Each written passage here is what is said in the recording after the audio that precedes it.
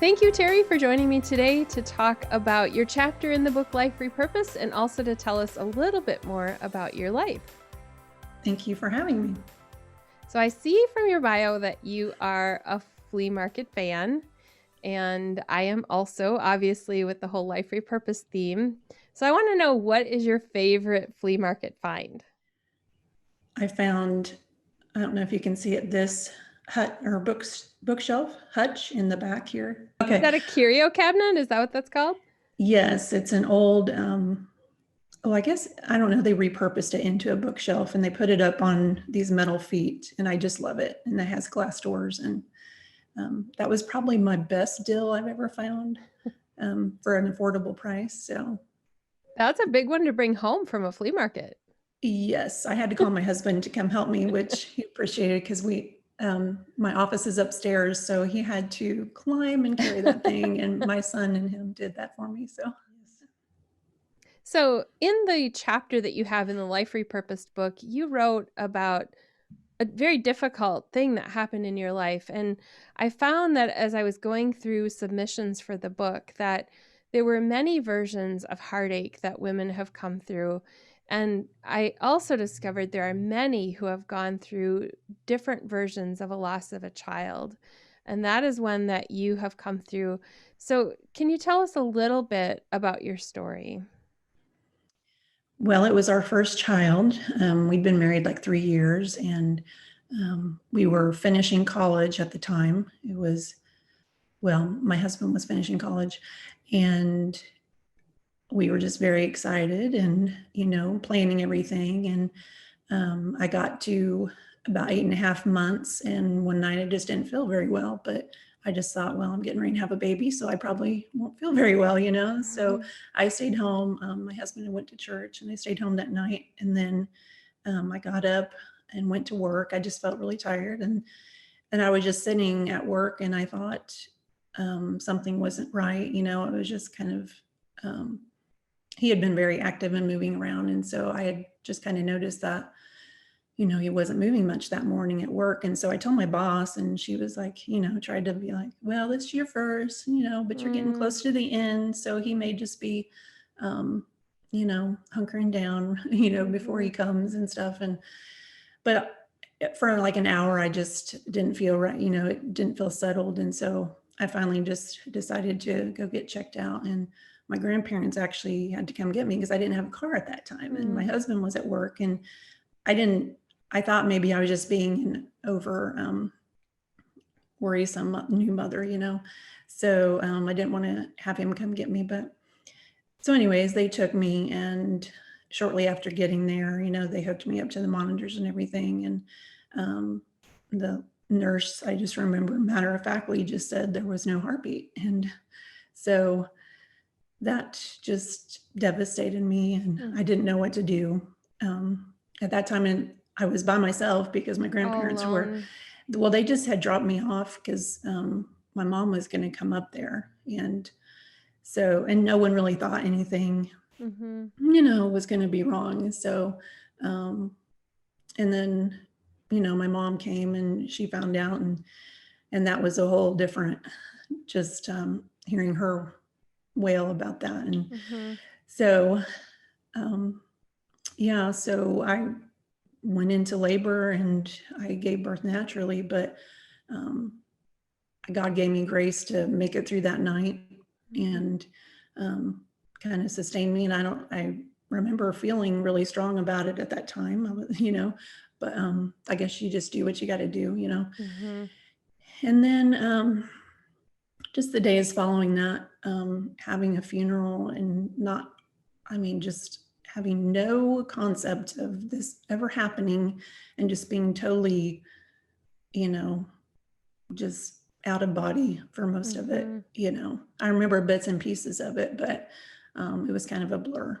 Your story really gripped me. The way you talked about being wheeled out of the hospital with empty arms, I couldn't imagine. I'm putting myself in your shoes. I've watched friends walk through a similar journey, and I still can't imagine, because you had your house all set up. You were ready to bring a baby home. Yes. Yeah. So in the days that followed that, how did you process after the numbness started to wear off? Well, I didn't really process well at first. I thought I was. And during the day when people would, come by, because everybody brings you food and wants to help you. And I just wanted to be left alone, kind of thing. And, um, and I just remember there was a couple of nights I just couldn't sleep, and leading up to the funeral, and my mom and dad came and stayed in our little apartment on the hideaway bed. And one night I had to sleep with my mom because I just couldn't deal, Mm-hmm. I'll try not to cry, but because I was just one of those memories with my mother, too, Yeah. that was Yeah. very special to me, Yeah. that she Really would do tender. that. But I've written another piece about just how somebody delves into such deep grief that they end up doing self-harm. And for a couple of those nights, I felt myself pulling at my hair and that kind of thing. And because there's just so much angst and grief that you don't know what to do with. Mm-hmm. And no one ever tells you how to, you can't really prepare yourself for it. Mm-mm. But I had never really even considered that someone who loved God, and at age 24, I had never lost anybody.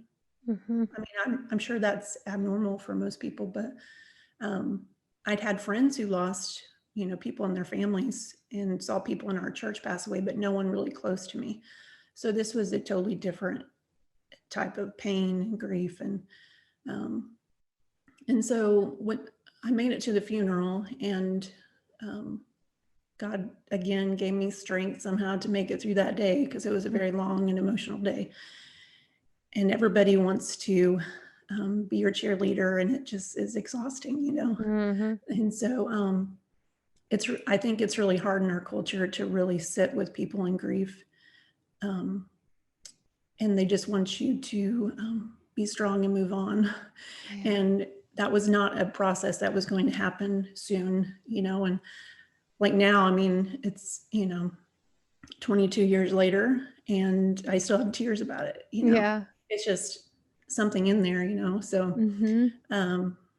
but anyways, after the funeral, everybody went back to normal life, and you're just like, I'm looking around, and we had made all these plans, and all these things were in the apartment. And so, up to that point, I was so distracted by everything and the planning Mm-hmm. we had to do. But then it's like you're sitting in the chair that you bought to rock him in, and all these things. And Yeah. I just, it was really hard. Yeah. um, so, but through that, I mean, it was a long journey. It was probably a year or two before I really ever like got into my Bible again. Now I talked to God all the time, and I did write a lot. I journaled my feelings, and um, they were probably a little scary for anybody else to read, talking to God about that. But um, so it was a long journey, but slowly. And I had a lot of people praying for me, a lot of family praying for my heart to be healed and things like that. So I know God worked through that way, but he was very patient with me, Mm-hmm. and, you know, um, just allowed me to seek him as I could. And I Yeah. slowly did come out of that. So, Believed. right. And I love that in your story, you're vulnerable, you tell that, you walk the reader through the process, and you don't hide your emotions. I love that you're real and raw like that. You also then have come to a place where you've rediscovered joy in your life. You have other children. So tell us a little bit about that. Yes. It was about a year after we lost Ryan that I got, well, we had Devin. Um, so he is 22 and married now.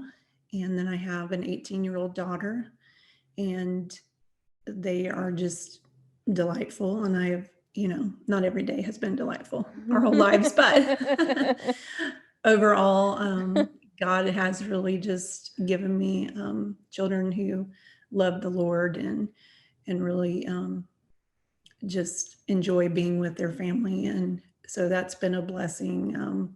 Raising them was, just the highlight of my life, which I know I'm not completely done raising them, but they don't need me hardly at all anymore. So I want to give you an opportunity to speak to the woman who's listening, who has gone through loss and is grieving. And that could be a loss that just happened, or it could be grieving 20 years. There's, wherever they are in the journey. I would like you to share from your heart what you would say to somebody if they were sitting face to face with you. well, it is hard. I would never say anything other than that it's hard.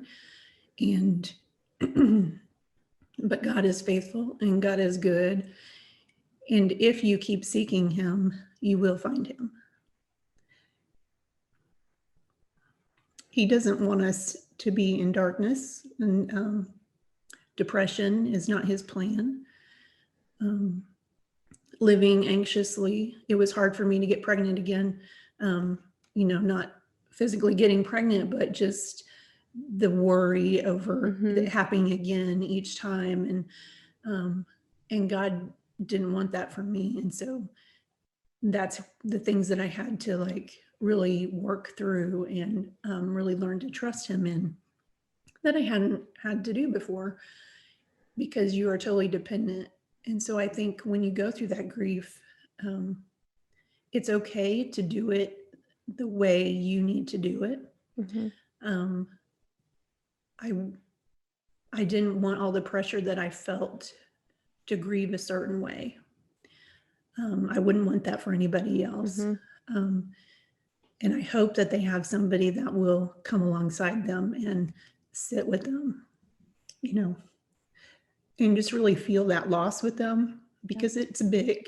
And I did have somebody say an unkind thing, and it really just broke my spirit, when they asked me if I was over it, a month after. And I'm just like, I don't know how to even process that, somebody saying that to me. And so I would say that you really have to kind of just be with God and be with the grief and work through that, and kind of let what other people think about how that should look be set aside, and find the things that slowly bring you joy and life, and find a way to process that in a healthy way. Like I said, I had moments where tearing at my hair was not a healthy thing to do, and people had to help me work through that, because no one can really fix this. There's people can love on you, but there's no fixing it. And so you just really need people that will sit with you in your sadness and work with you to hold on to the parts of you, that are joyful, and to remind you of the faithfulness of God. I would say find books to read that remind you. I mean, if you can't read your Bible at the time, sometimes you're just so,